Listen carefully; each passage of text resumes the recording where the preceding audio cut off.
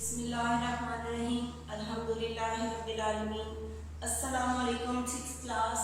I'm your SST teacher and now today is your chapter number 7 which is from history, and the name of this chapter is Muslims in South Asia.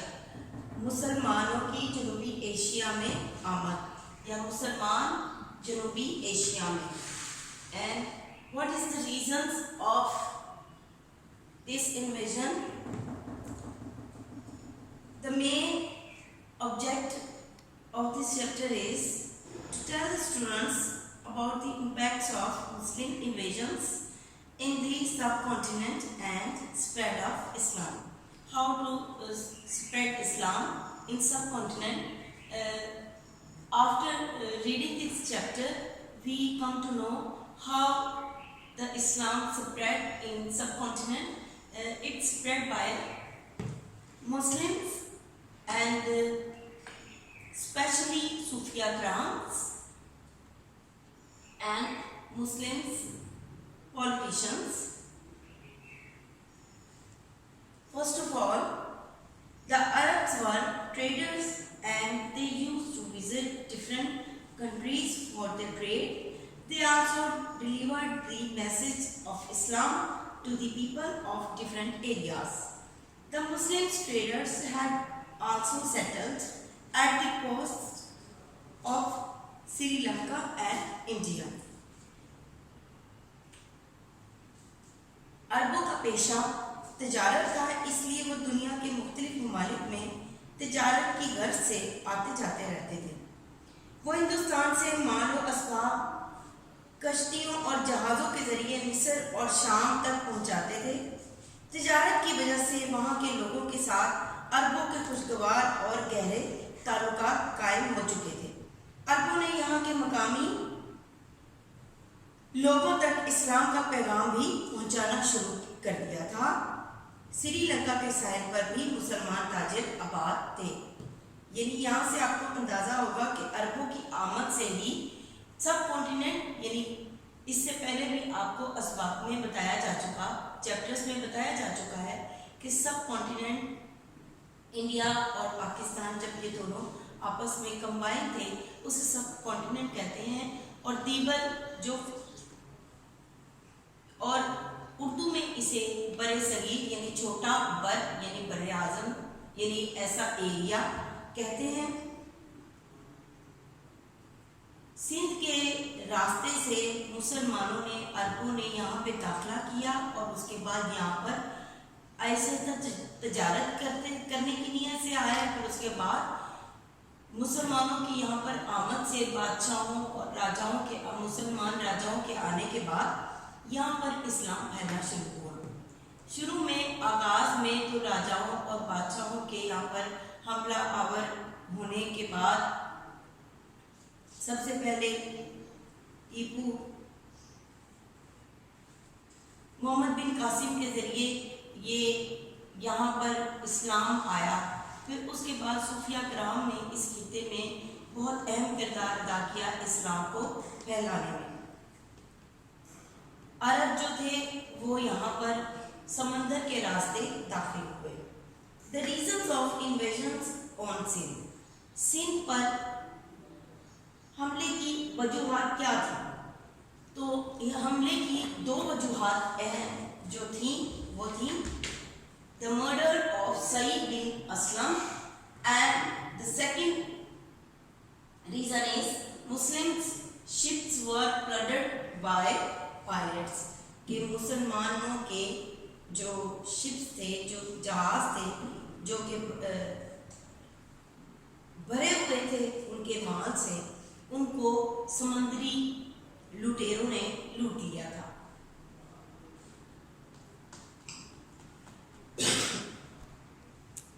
In 703 AD, I already told you about what is the abbreviation of AD after the death of Hazrat Isa. The governor of Makran, Sayyid bin Aslam, was murdered and his murderer took refuge with Raja Tahir of sin. Secondly, a ship of Arab Muslims was plundered near Dibal by pirates. They also imprisoned children as well as women. Hajjaj bin Yusuf wrote a letter to Raja Dahir to hand over the murdered pirates. Raja Dahir did not respond positively, infuriated Hajjaj, and he sent his nephew Muhammad bin Qasim with troops to punish Raja Dahir. Sindh पर हमले की जो वजूहात थी, 703 में मकरान के governor Saeed बिन असलम को कत्ल कर दिया गया। उसके कातिल ने सिंध के राजा दाहिर के यहाँ पनाह ले ली। हजाज बिन यूसुफ ने कातिल की वापसी का मुतालबा किया, लेकिन राजा दाहिर ने इस मुतालबे को मुस्तरद कर दिया। जो यहाँ का राजा था उसका नाम था राजा दाहिर। दूसरी अहम वजह यह थी कि श्रीलंका में मुकीम अरब मुसलमानों का एक जहाज तजारती सामान और हजाज बिन यूसुफ के लिए कीमती तोहफे लेकर जब दीबल की बंदरगाह के करीब पहुंचा तो समुद्री डाकुओं ने उसे लूट लिया। उन्होंने बच्चों और औरतों को कैदी बना लिया। हजाज बिन यूसुफ ने सिंध के राजा ताहिर को खत लिखा कि समुद्री डाकुओं से वापस माल ले लिया जाए, कैदियों को रिहा किया जाए और डाकुओं को सख्त सजा दी जाए। राजा ताहिर ने जवाब में लिखा कि बहरी डाकू इसके काबू से बाहर हैं। हजाज बिन यूसुफ जवाब सुनकर गुस्से में आ गया और उसने अपने नौजवान दामाद और भतीजे मोहम्मद बिन कासिम को एक लश्कर देकर सिंध भेजा ताकि राजा ताहिर को सजा दी जा सके। इस तरह मोहम्मद बिन कासिम सबसे पहले सिंध को उन्होंने फतह किया 712 में और यहाँ पर इस्लाम का दाखिला हुआ, यानी अरब जो थे वो समुद्री रास्ते की तरफ से यहाँ पर दाखिल हुए और बड़े सगीर में इस्लाम भी दाखिल हुआ और तिजारत का सिलसिला भी शुरू हुआ। दीबल सिंध की फतह जो थी, मोहम्मद बिन कासिम 712 में मकरान के रास्ते दीबल पहुंचा और उसका मुहासरा कर लिया। दीबल कराची के पास सिंध की एक मशहूर बंदरगाह का नाम है।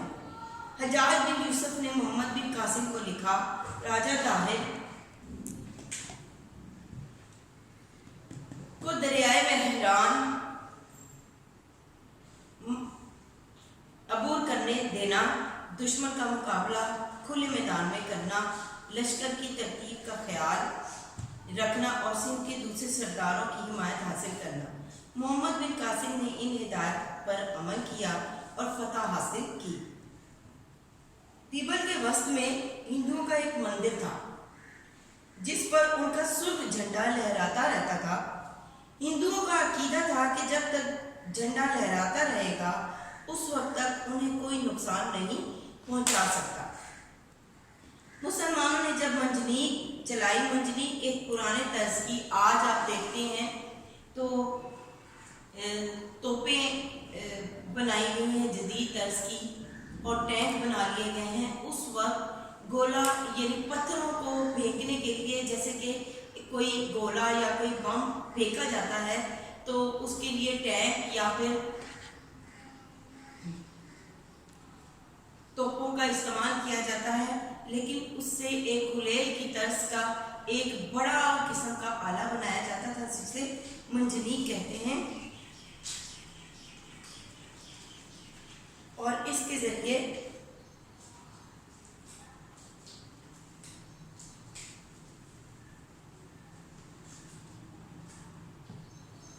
इस झंडे को गिराया गया। झंडा नीचे गिर गया और हिंदुओं के हौसले पस्त हो गए। उसके बाद राजा की फौज किले से बाहर आकर लड़ने लगी। मुसलमान बड़ी बहादुरी से लड़े और किले पर कब्जा करके शहर फतह कर लिया। इस तरह दीबल यानी सिंध फतह हो गया और राजा दाहिर मैदान जंग से फरार हो गया और बाद में मारा गया। मुसलमानों को बहरी डाकुओं की कैद से रिहाई मिली और उनको सख्त सजा दी गई। 712 में सिंध मुकम्मल तौर पर फतह हो गया था। 712 ईस्वी में मुल्तान की फतह, उस दौर में मुल्तान का सूबा भी राजा दाहिर की सल्तनत में शामिल था। ये शहर तजारत का मरकज और मजबूत किलों में शुमार होता था। یہاں کا حکمران راجہ طاہر کے چچا کا بیٹا تھا۔ جب سندھ کی فتح کے بعد محمد بن قاسم ملتان پہنچا تو اس نے اسلامی لشکر کا مقابلہ کیا، لیکن میدان جنگ سے بھاگ کر جان بچائی۔ ملتان سے محمد بن قاسم کو بے شمار مال و دولت ملی، جس کا کافی حصہ سپاہیوں میں تقسیم کر دیا گیا اور باقی حصہ حجاج بن یوسف کو عراق بھیج دیا گیا۔ جب فتح سے حجاج بن یوسف بہت خوش ہوا۔ Effects of invasion. Muhammad bin Qasim established the rule of equality and justice, which affected the Indian society much. The Hindus of low caste embraced Islam. The Muslims opened schools and madrasas to give education. After the conquest of Sindh, many scholars, traders and industrialists settled in Sindh. اس کے جو اثرات ہوئے، میں آپ کو اس chapter کی English کا Urdu translation کر کے بتا رہی ہوں۔ راجہ طاہر کی شکست کے بعد سندھ کے لوگوں نے محمد بن قاسم کو خوش آمدید کہا۔ محمد بن قاسم نے فتح سندھ کے بعد مساوات اور عدل کا نظام رائج کیا، جس سے ہندو معاشرہ بہت متاثر ہوا۔ نچلی ذات کے ہندوؤں نے محمد بن قاسم اور اس کے ساتھیوں کے اخلاق اور رواداری سے متاثر ہو کر اسلام قبول کر لیا۔ مسلمانوں نے تعلیم دینے کے لیے مدرسے کھولے، تاجر اور صنعتکار ہندی کتابوں کے عربی میں ترجمے کیے گئے۔ فتح سندھ کے بعد بے شمار علماء، تاجر اور صنعتکار سندھ میں آباد ہو گئے۔ جنوب مشرقی ایشیا کے ساحلی علاقوں کے ساتھ عربوں کی تجارت میں بھی اضافہ ہوا، یعنی اس طرح عرب لوگ جنوب مشرقی ایشیا کے ساحلی علاقوں کے ساتھ یہاں پر وہ تجارتی سلسلہ شروع کر دیا، انہوں نے تجارت کرنے لگے، اور یہاں پر چونکہ ان کا یہاں پر نظام قائم ہو چکا تھا، راجہ طاہر کو شکست دے کر انہوں نے اس کی فتح حاصل کی، یہاں پر فتح حاصل کی۔ اس کے بعد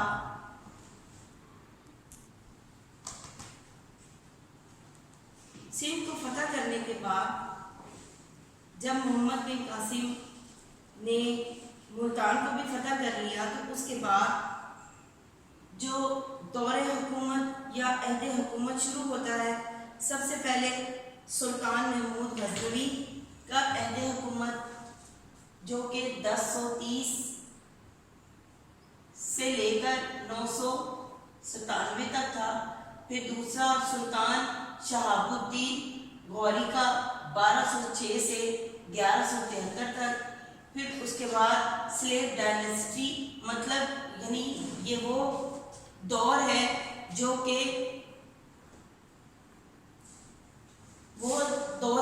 کہ غلام لوگوں نے، یعنی راجاؤں کی جگہ ان کے جو غلام تھے جنہوں نے اس دور میں حکومت ان کی رہی، انہوں نے اس حکومت کو چلایا۔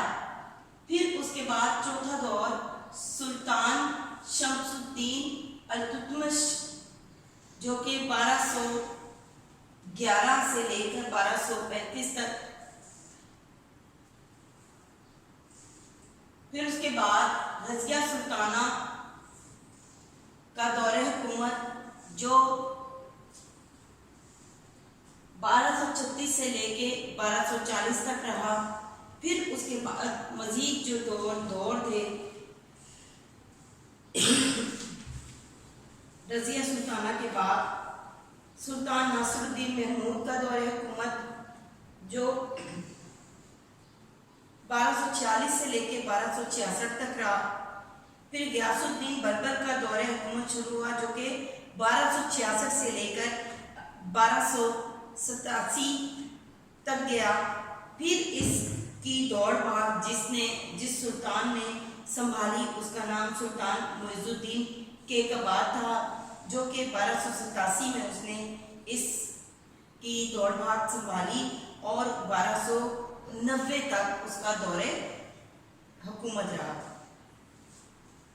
ان کی تفصیلات کچھ اس طرح ہے کہ سلطان محمود غزنوی نے، جو کہ غزنی میں پیدا ہوئے تھے اور غزنی کے بادشاہ سبکتگین کے بیٹے تھے، اپنے والد کی وفات کے بعد 997 میں 30 سال کی عمر میں تخت نشین ہوئے اور بڑے بہادر اور حوصلہ مند بادشاہ تھا یہ۔ اس نے انتظام سلطنت اور جنگی امور میں خاصی مہارت حاصل کی۔ اس نے 33 سال جنگی مہمات میں گزارے۔ اس نے ہندوستان پر 17 حملے کیے اور کم فوج کے باوجود ہمیشہ کامیاب رہا۔ وہ فتح کے بعد واپس لوٹ جایا کرتا تھا۔ سومناتھ ہندوؤں کا مشہور اور مقدس مندر تھا۔ ہندوؤں کا عقیدہ تھا کہ سومناتھ پر حملہ کرنے والا خود تباہ و برباد ہو جائے گا۔ جب محمود غزنوی کو اس بات کا علم ہوا تو اس نے سومناتھ پر حملہ کیا اور اسے فتح کر لیا۔ اس مندر میں بے شمار دولت موجود تھی۔ دیوتاؤں کی مورتیوں پر ہیرے جواہرات اور سونے چاندی کے زیورات جڑے تھے۔ شمالی ہندوستان کے کئی راجے اس مندر کو بچانے کے لیے بڑی فوج لے کر آئے لیکن ناکام ہوئے۔ پجاریوں نے سلطان کو بڑی تعداد میں جواہرات اور مال و دولت پیش کیا تاکہ سومناتھ کے بت کو نہ توڑا جائے، مگر سلطان نے جواب دیا، میں بت شکن ہوں، بت فروش نہیں۔ سلطان محمود کے برسر اقتدار آنے کے بعد محمود غزنوی سلطنت میں خوب وسعت ہوئی۔ اس نے ملتان، ترکستان، وسط ایشیا کی مہمات میں فتح حاصل کی۔ پنجاب کے ہندو راجا جے پال نے محمود غزنوی کی تخت نشینی کے وقت غزنی پر حملہ کر دیا۔ محمود اسے سزا دینا چاہتا تھا، اس لیے اس نے پنجاب پر حملہ کر دیا۔ دونوں فوجوں کے درمیان زبردست جنگ ہوئی اور محمود نے جے پال کو عبرتناک شکست دی۔ جے پال کے مرنے کے بعد اس کا بیٹا آنند پال بہت سے ہندو راجاؤں کو ساتھ ملا کر 3 لاکھ فوج لے کر محمود غزنوی کے مقابلے میں آیا، لیکن پھر بھی شکست کھائی اس نے۔ محمود غزنوی کے دور میں علوم و فنون کو بہت ترقی حاصل ہوئی۔ اس دور کے 400 سے زائد شاعر اور ادیب تھے، جن میں فردوسی، حکیم، ابو علی سینا، البرونی جیسے باکمال لوگ بھی شامل تھے۔ اس نے غزنی میں ایک عالی شان لائبریری بنائی۔ اس کے میں غزنی علم و ادب کا مرکز بن گیا تھا۔ پھر اس کے بعد غوری خاندان کا حکومت شروع ہوتی ہے۔ سلطان شہاب الدین غوری، جن کا دور حکومت 1173 سے لے کے 1206 تک رہا۔ غزنوی خاندان کے زوال کے بعد غوری خاندان حکمران بنا۔ سلطان شہاب الدین محمد غوری کو ہندوستان میں مسلم حکومت کا بانی کہا جاتا ہے۔ محمد غوری اپنے بھائی کی وفات کے بعد 1173 میں تخت نشین ہوا۔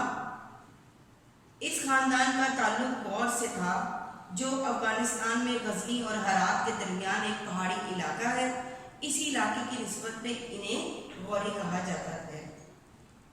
انہوں نے جو فتوحات تھیں، ترائن کی پہلی جنگ جو کہ 1191 میں ہوئی، ہندوستان کے حکمران پرتھوی راج نے سرہند کو واپس لینے کے لیے ہندو راجاؤں سے مل کر سرہند پر حملہ کیا۔ شہاب الدین غوری نے مقابلہ نہ کر سکا اور سرحد پر دوبارہ پرتھوی راج کا قبضہ ہو گیا۔ وہ لاہور پہنچا اور یہاں سے غزنی روانہ ہو گیا۔ ترائن کی دوسری جنگ جو کہ 1192 میں ہوئی، یعنی 1 سال بعد دوبارہ پھر ہوئی۔ شہاب الدین غوری کو ترائن کی پہلی جنگ کی شکست کا پہلے ہی بہت افسوس تھا، چنانچہ اس نے اس سال تیاری کی اور 1992 میں دوبارہ ترائن کے میدان میں اترا۔ شہاب الدین غوری نے ایک حکمت عملی کے تحت فوج کو مختلف حصوں میں تقسیم کیا اور جنگ شروع کر دی۔ شدید لڑائی کے بعد ترائن کی اس جنگ نے تاریخ کا رخ بدل دیا اور ہندوستان میں مسلم حکومت کی بنیاد رکھ دی گئی۔ پرتھوی راج کو شکست ہوئی اور وہ جنگ میں مارا گیا۔ پھر اس کے بعد کنوج پر حملہ کیا محمد غوری نے اور راجہ جے چند کو شکست دی۔ پھر اس کے بعد خاندان غلامان یا سلیو ڈائنسٹی، سلطان محمد غزنوی غوری کی کوئی اولاد نہ تھی نرینہ، اس لیے وہ اپنے ترک غلاموں کو اولاد کی طرح سمجھتا تھا۔ شہاب الدین غوری کے بعد اس کی سلطنت کی باغ دوڑ اس کے غلاموں کے ہاتھ میں آئی، اس لیے اس دوڑ کو دور خاندان غلامان بھی کہا جاتا ہے۔ اس خاندان کا بانی سلطان قطب الدین ایبک تھا، یعنی شاہ غوری نے اپنے جو ترک جو اس کے باشندے تھے ان کو اپنی دوڑ حکومت کی دے دی۔ قطب الدین ایبک کے دور میں ترائن کی جنگ کے بعد سلطان محمد غوری نے قطب الدین کو جو اپنا نائب بنایا تھا خود غزنی واپس چلے گئے، اور سلطان محمد غوری کی وفات کے بعد قطب الدین ایبک 1206 میں لاہور میں سلطان کا لقب اختیار کر کے تخت نشین ہوا۔ وہ پہلا مسلمان بادشاہ تھا جس نے دہلی کی بجائے لاہور کو دارالسلطنت بنایا اور ہندوستان میں باقاعدہ مسلم حکمرانی کا آغاز ہوا۔ اس نے مفتوحہ علاقوں کے نظم و نسق اور امن و امان کی بحالی کی طرف خصوصی توجہ دی۔ نیز اس نے کئی ایسے کام کیے جو کہ حکومتی بھلائی اور عوام کی بھلائی کے لیے تھے۔ سلطان کو فن تعمیر سے بڑا لگاؤ تھا، اس نے بہت سی عمارات بھی بنوائی، لیکن دہلی میں مسجد قوت الاسلام، قطب مینار اور 2.5 دن کا جھونپڑا خاص اہمیت کا حامل ہے۔ اس نے قطب مینار خواجہ قطب الدین بختیار کاکی کی یاد میں بنوایا تھا، جس کی بلندی تقریباً 78 میٹر ہے۔ 2.5 دن کا یہ جھونپڑا اجمیر کی فتح کی خوشی میں بنایا گیا۔ قطب الدین ایبک 1210 میں لاہور میں چوگان کھیلتے ہوئے گھوڑے سے گر کر فوت ہو گیا۔ اس کا مقبرہ انارکلی میں ہے۔ سلطان شمس الدین التتمش جو کہ 1211 میں حکومت اس کی قائم ہوئی، یہ ترک نسل سے تعلق رکھتا تھا اور قطب الدین ایبک کا غلام تھا، اور وہ بہت دلیر اور مہم جو تھا۔ اس کے بھائیوں نے حسد کی بنا پر اسے فروخت کر دیا۔ بعد میں سلطان قطب الدین ایبک نے اسے خرید لیا اور اپنے بیٹوں کی طرح اس کی پرورش کی۔ سلطان نے اسے گوالیار کا حاکم مقرر کیا اور اپنی بیٹی کی شادی بھی اس سے کر دی۔ سلطان قطب الدین ایبک کی وفات کے بعد التتمش شمس الدین کا لقب اختیار کر کے تخت نشین ہوا۔ جب حکومت سنبھالی تو اسے بے شمار مسائل اور مشکلات کا سامنا کرنا پڑا۔ ملک میں بغاوتیں شروع ہو گئیں۔ صوبہ بنگال نے خود مختاری کا اعلان کر دیا۔ سندھ اور ملتان میں ناصر الدین کباچا نے بغاوت کر کے خود مختاری اختیار کر لی۔ تاج الدین نے لاہور میں قبضہ کر لیا۔ راجپوت سرداروں نے بھی سرکش ہونے کی تیاریاں شروع کر دیں۔ ان حالات میں التتمش نے اپنی صلاحیتوں کو بروئے کار لاتے ہوئے تمام مسائل اور مشکلات پر قابو پا لیا۔ اس نے بکھرے ہوئے علاقوں کو اکٹھا کر کے ایک مضبوط حکومت قائم کی۔ سلطان التتمش نے دہلی میں مسجد قوت الاسلام اور قطب مینار مکمل کیا۔ سلطان التتمش پہلا مسلمان حکمران تھا جس نے عربی طرز کے معیاری سکے جاری کیے۔ وہ علوم و فنون کا قدردان تھا۔ اس نے ریان میں عدل و انصاف قائم کیا۔ سلطان نے اپنے دور حکومت میں اپنے وفاداروں کی ایک مجلس بنائی جو بادشاہوں کو مشورہ دیتی تھی۔ مجلس میں شامل لوگوں کی عمرہ چہلگان یعنی 40 عمرہ کہا جاتا تھا۔ سلطان التتمش نے 1235 میں وفات پائی۔ پھر اس کے بعد جو دور حکومت شروع ہوتا ہے وہ رضیہ سلطانہ کا تھا، جو کہ سلطان التتمش کی بیٹی تھی۔ سلاطین کے عہد میں رضیہ سلطانہ پہلی خاتون تھی جو تخت پر بیٹھی۔ وہ غیر معمولی صلاحیتوں کی مالک تھی۔ وہ اپنے بھائیوں کے مقابلے میں سلطنت کے امور میں زیادہ دلچسپی لیتی تھی۔ وہ اپنے باپ کی عدم موجودگی میں امور سلطنت چلاتی تھی۔ سلطان التتمش کی وفات کے بعد دہلی کے عوام نے رضیہ سلطانہ کو 1236 میں دہلی کے تخت پر بٹھایا۔ جب رضیہ سلطانہ تخت نشین ہوئی تو ترک عمرا نے اس کی سخت مخالفت کی، جبکہ دہلی کے عوام نے آخری وقت تک رضیہ سلطانہ کا ساتھ دیا۔ وہ انتظامی معاملات کو خوب سمجھتی تھی۔ اس نے مشکل حالات میں مسائل پر قابو پایا۔ صوبوں کے گورنروں نے بغاوت کی اور ہندوؤں نے سرکشی کی۔ اس نے بات چیت کا راستہ اختیار کر کے بغاوت کو ختم کر دیا۔ اس نے ایک باغی ترک امیر ملک التونیا سے شادی کر کے باغیوں سے مقابلہ کیا،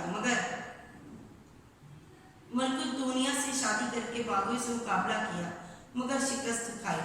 اگرچہ رضیہ سلطانہ نے صرف 40 سال تک حکومت کی، لیکن اس نے بڑی قابلیت سے تمام انتظامی خرابیوں کو دور کیا۔ رضیہ سلطانہ کے بعد اس کا بھائی معز الدین بہرام शाह 1940 تا 1942 तक हुक्मरान रहा। बहराम शाह के बाद रुकनुद्दीन का बेटा सुल्तान मसूद तख्त नशीन हुआ। वो जल्द ही ऐशो इशरत में पड़ गया, जिसके बायस 1946 में इसके चचा सुल्तान नासिरुद्दीन ने हुकूमत संभाल ली। यानी रजिया सुल्ताना जो कि अल्तुतमिश की बेटी थी, उनके भाई सुल्तान नासिरुद्दीन ने यानी ये हुकूमत संभाली 1246 में। जो कि अल्तुतमिश का छोटा बेटा था, जो बंगाल का गवर्नर मुकर्रर किया गया था, वो 1246 में तख्त नशीन हुआ। उसे अमूर सल्तनत में ज़्यादा दिलचस्पी नहीं थी, इसीलिए नासिरुद्दीन ने बलबन को उनकी सरकूबी के लिए भेजा। बलबन ने 1256 में अपने भाई कशलू खां गवर्नर मुल्तान की बगावत को सख्ती से कुचल दिया। तुर्क उमरा 1253 में बलबन के हाथों मुकम्मल इख्तियारात देखकर नासिरुद्दीन के खिलाफ हो गए और उसकी बालादस्ती को कबूल करने से इनकार कर दिया। नासिरुद्दीन 20 साल की हुकूमत की। नासिरुद्दीन ने 20 साल हुकूमत की, लेकिन असल इख्तियारात बलबन के पास ही रहे। उसने सल्तनत का इंतजाम बड़े एहसन तरीके से चलाया। नासिरुद्दीन 1966 में वफात पाली। गियासुद्दीन बलबन का जो दौरे हुकूमत है वो 1266 से शुरू हो जाता है और 1287 तक बाकी रहा। इसका असल नाम बहाउद्दीन था, जो कि तुर्क नस्ल से ही ताल्लुक रखता था।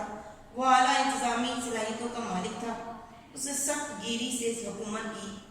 सुल्तान शमसुद्दीन अल्तुतमिश ने 1233 में इसे बतौर गुलाम खरीदा था। बलबन ने अपनी सलाहियतों की वजह से जल्द ही बादशाह के दिल में मुकाम पैदा कर लिया और नासिरुद्दीन के वफात के बाद तख्त नशीन हुआ और गियासुद्दीन का लक़ब इख्तियार किया। यानी इनका लक़ब गियासुद्दीन बलबन है, वैसे इसका नाम बहाउद्दीन था। मंगोलों पर इसने हमला किया 13वीं सदी ईस्वी के आगाज में और फिर बाद में हिंदुस्तान पर 1278 में पैदल पे हमले किए। बलबन ने इसका डट कर मुकाबला किया और उन्हें लगातार शिकस्त दी। सुल्तान के दोनों बेटों मोहम्मद खां और बगरा खान ने मंगोलों को देपालपुर के करीब शिकस्त दी। 1285 में मंगोलों ने बड़ी कुव्वत से हमला किया, जिसमें बलबन का बड़ा बेटा मोहम्मद सुल्तान शहीद हुआ, लेकिन सुल्तान ने यह हमला पुष्पा कर दिया और दूर तक पीछा किया। बलबन ने मंगोलों के खतरे का सदेबाप करने के लिए जो इक़दाम किए, उनमें बलबन ने सल्तनत के दूर दराज इलाकों में फौजी मुहिम्मात चलाने की पॉलिसी को तरक कर दिया। वो ज़्यादा वक्त दारुल सल्तनत में मौजूद रहता था ताकि मंगोलों के हमले का बरवक्त दारुक कर सके। फिर उसके बाद बलबन ने सरहदी इलाके के कबाइल मसलन खोखरों को अपना मुती कर लिया था और इस तरह मंगोलों को खामोशी के साथ हिंदुस्तान में दाखिल हो जाने का मौका न मिला। बलबन ने अपने फौज की तंजीम में नौ की और सिपाहियों को जदीद हथियारों से मुसल्लह किया। फिर इसने सरहदी इलाकों में बेशुमार किले तामीर करवाए, जिनमें अपने फौजी दस्ते मुतय्यन किए ताकि वो बरवक्त इक़दाम कर सके और हमलावरों का सामना कर सके। बलबन ने सरहदी इलाकों का दिफा करने के लिए भी सरदार और जर्नैल मुकर्रर किए। बलबन ने बहुत ही अच्छे तरीके से सल्तनत को संभाला और 1286 में वफात पाई। फिर इसके बाद गियासुद्दीन बलबन खानदान गुलामा का आखिरी काबिल हुक्मरान था। 1286 में इसकी वफात के बाद सल्तनत गुलामा इंतशार का शिकार होकर ज़वाल पजीर हो गई। बलबन की वफात के बाद दिल्ली के कोतवाल फखरुद्दीन ने बलबन की वसीयत के खिलाफ अमल करते हुए बगरा खां के बेटे केकाबाद को तख्त पर बिठा दिया। इस वक्त उसकी उम्र केकाबाद जो था वो बलबन का पोता था और इसकी उम्र 17 बरस थी, जो कि नौजवान सल्तनत हुक्मरानी नमूद से नाआशना था। इसने कारोबारी सल्तनत अपने वज़ीर आज़म निज़ामुद्दीन के सुपुर्द कर दी है। और खुद ऐशो इशरत की ज़िंदगी इख्तियार कर ली। 1288 में जब बगरा खान दिल्ली आया तो उसने अपने बेटे को कहा कि वो निज़ामुद्दीन को उसके अहदा से माजूर कर दे। केकाबाद ने अपने बाप के कहने पर अमल किया और 1290 में केकाबाद फालिश का शिकार हो गया। उसने सिर्फ 3 साल हुकूमत की। उसके बाद दिल्ली के उमरा ने केकाबाद के 3 साल बेटे को ताज शाही पहनाया। 3 साल बेटा यानी बहुत ही छोटी एज होती है।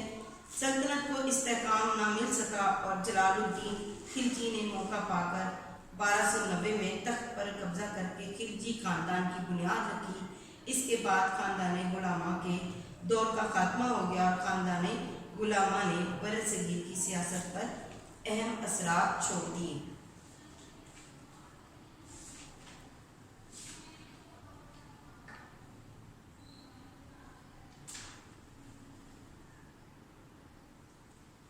खिलजी के बाद फिर सुल्तान मोहम्मद तुगलक का दौर शुरू हुआ और फिर सुल्तान फिरोज शाह तुगलक का, और फिर इसने अमीर तैमूर पर अटैक किया। लोधी एम्पायर बेहलोल लोधी का दौर शुरू हुआ और उसका फिर बेटा, उसकी वफात के बाद सिकंदर लोधी ने इसकी हुकूमत को संभाला। फिर उसके बाद इब्राहिम लोधी ने इसको संभाला और उसकी डेथ के बाद he started imposing strict conditions on the rich and chiefs. He did not trust his chiefs, so the majority of the chiefs turned against him, and his own uncle Aslam Alam Khan left for Afghanistan. Daulat Khan Lodi proclaimed Punjab as an independent sovereignty and invited Babur, who was the ruler of Kabul. Babar जो था वो बादशाह था जो कि हुक्मरान था काबुल का, टू अटैक ऑन हिंदुस्तान, और उसको दौलत खान ने लोधी ने बुलाया था ताकि वो आकर हिंदुस्तान पर हमला करे। Babar attack on the Hindustan in 1526 AD and defeated, उसने उस पर हमला किया 1526 में और इन्हें इब्राहिम लोधी को शिकस्त दी। ही occupied Delhi and founded the Mughal empire, इसने दिल्ली पर कब्जा कर लिया और बुनियाद रखी मुगल शहंशाह की या मुगल दौर की। यानी इस हम पूरे चैप्टर में हमने मुख्तलिफ दौरे हुकूमत पढ़े, मुख्तलिफ बादशाहों के, जिनमें से कुछ गुलाम थे और कुछ अरब और तुर्क नस्ल से ताल्लुक़ रखते थे। फिर उसके बाद बाबर ने मुगलिया खानदान की हुकूमत का और शहंशाहियत का सिलसिला शुरू किया।